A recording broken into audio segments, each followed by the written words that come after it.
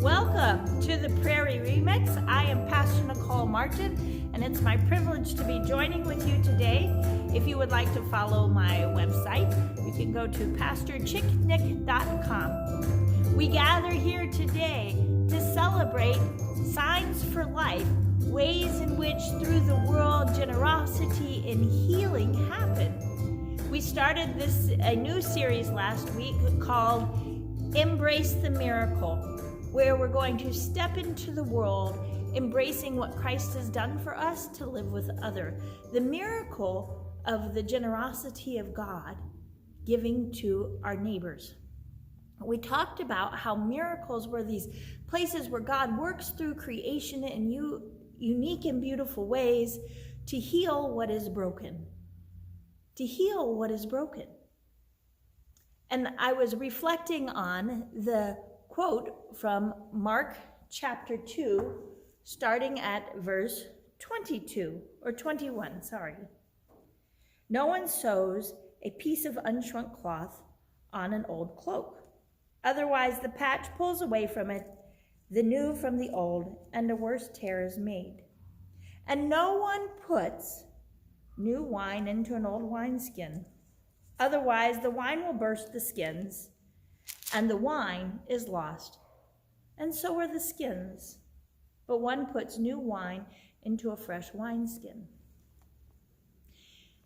I think we've often heard this text as a way of saying we must get rid of the old to be able to invite the new.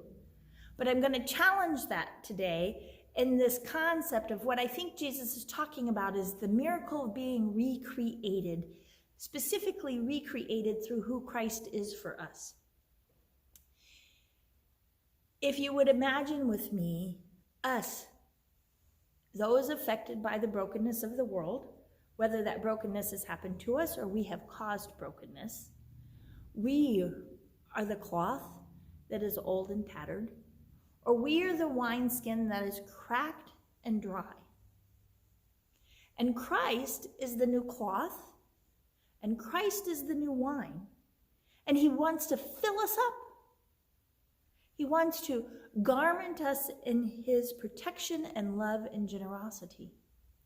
It is through Christ that these places of our being get refigured or transformed to be made new.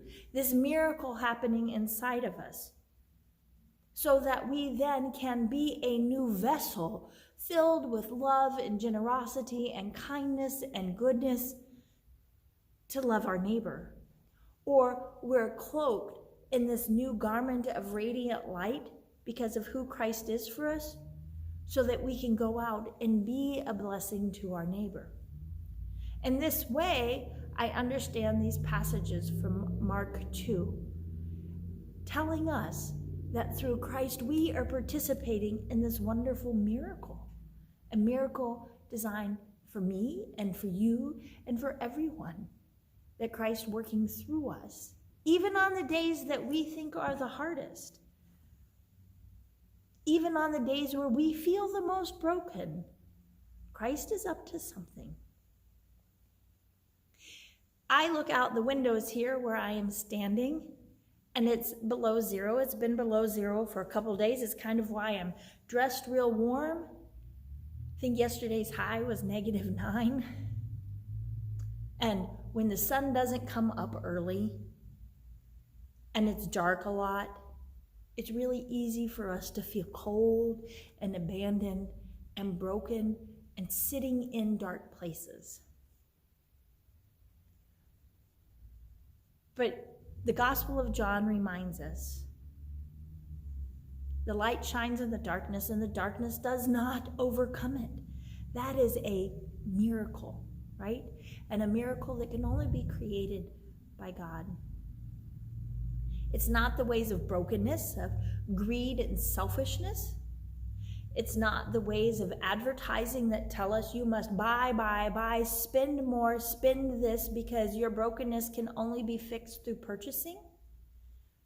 It's not about what we're capable of buying or doing. It's simply about God saying, I'm working through you even when you feel the most dry and cracked and the most deflated in the world.